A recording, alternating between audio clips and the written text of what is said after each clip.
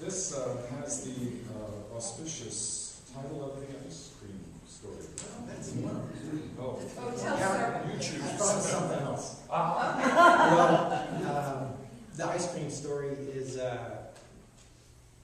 well, you know, all of our get-togethers seemed, especially in the summertime, we would make homemade ice cream, and so we, I don't know, you know, the Callaways and the Clarks had a cabin together, and we ended up, we had not one, but two hand crank ice cream makers.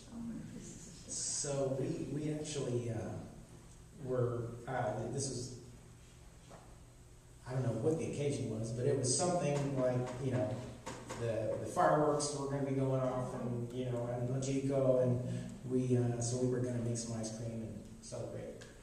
But I think Robert or Bob and I, and then Tim, and I don't know if Ford was there at the time or not, but anyway, there were four of us, because you had to have one of you sitting on the thing. The other one was cranking. Otherwise, you couldn't get a very good crank action going. So, you know, there was a bit of a contest going on there to see who would finish first. And I think that was just the normal thing we would do sometimes. But at any rate, the one that I was sitting on just wasn't getting done. And I think we had two flavors going on that night. Probably something like peach and vanilla. I don't know which one I was sitting on, but it was going to be the better one, I'm sure. But we just cranked, and we took turns sitting on it, and the other guy would crank, and you know, the other one was long done, and we were still cranking, and it was just, nothing was happening. It just wasn't firming up at all. So finally we decided, well, we better take a look and see what's going on, and we you know, took it apart and took the lid off, and sure enough, and I think this was Mom's fault, actually. She forgot to put the dasher in. And so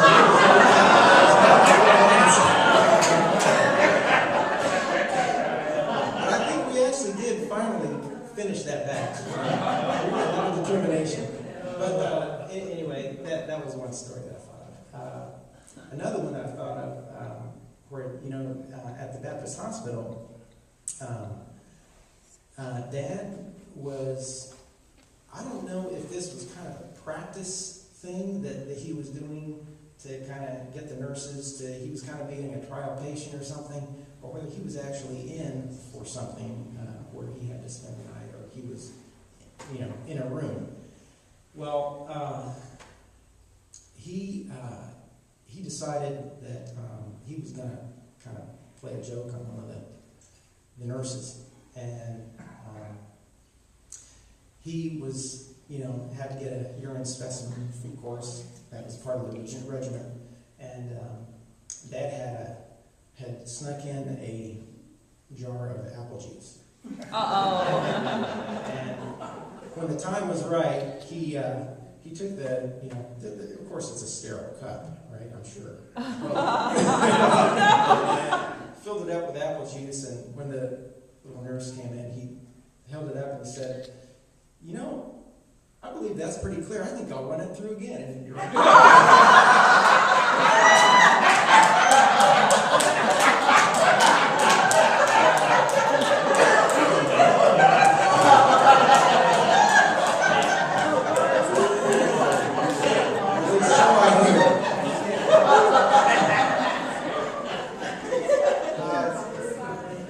Bob, did you want to say anything about the lima beans? That sounds like an interesting story.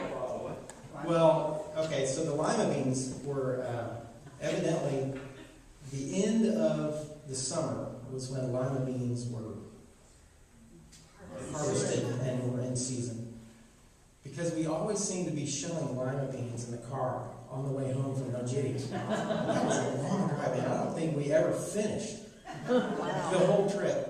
And I hate lima beans to this day. And I think when Mom and Dad left the field in '91, we cleaned out the freezer, and there were still probably, 3 pounds of lima beans that we pulled out. I guess they were getting an early start on the Y2K pantry or something.